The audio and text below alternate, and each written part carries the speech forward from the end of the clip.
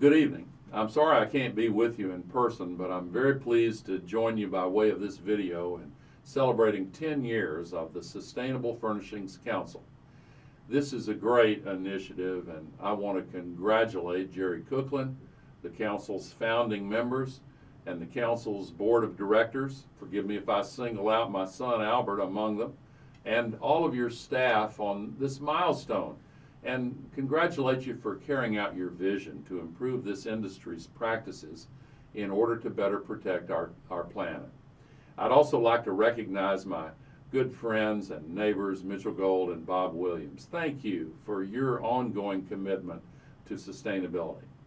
And finally, I'd also like to thank Susan Inglis, the council's executive director, for her wonderful stewardship, ensuring that the Sustainable Furnishings Council continues to have a meaningful impact on the furnishings industry and on our collective effort to solve the climate crisis.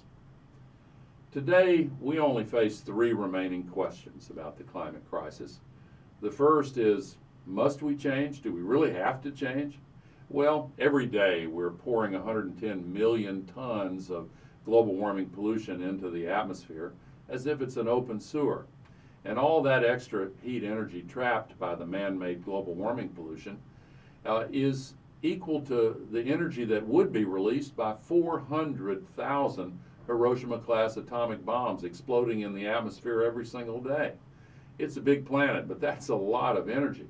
And the consequences of all that extra heat energy are increasingly clear. Stronger storms, bigger downpours, more destructive floods and mudslides, deeper and longer droughts, crop failures, strengthening wildfires, spreading tropical diseases, melting ice, and the consequent sea level rise, including in the Carolinas.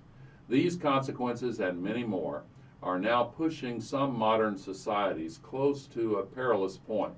It's creating climate refugees in many regions, destabilizing some vulnerable governments. So, yes, we must change. The scientists have long since warned us that we have to, and now Mother Nature is persuading us even more effectively. The second question after must we change is, can we change? Well, fortunately, the answer to that crucial question is also a resounding yes.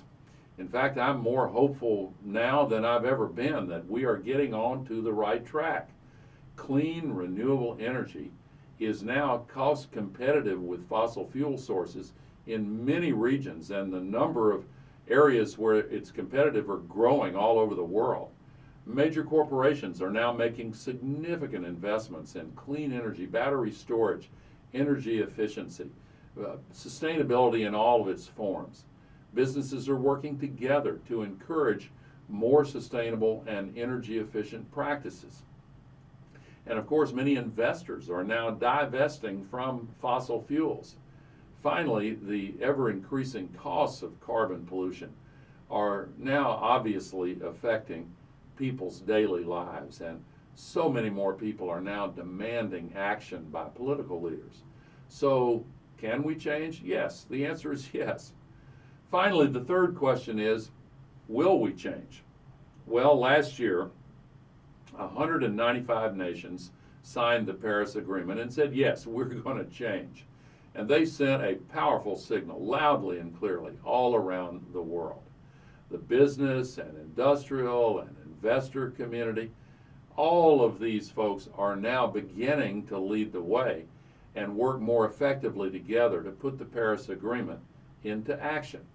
And improved technologies are continuing to give us a dramatic new vista of continuing declines in the cost for pollution-free sources of energy. It's really an impressive development.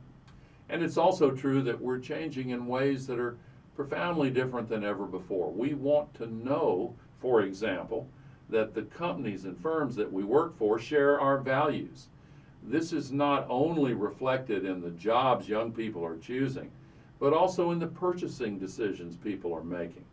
As you know better than most, consumers are indeed very concerned about sustainability issues, and more of them are expressing their desire to buy products that match their desire to protect our planet. This is beginning to make a bigger difference every day. And you are working every day to meet that challenge, to make careful, sustainable choices in design, in manufacturing, and in consumption. Also, to transform the producer-consumer landscape in our country and all around the world.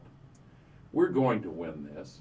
We're going to answer all of these three questions with a big resounding yes.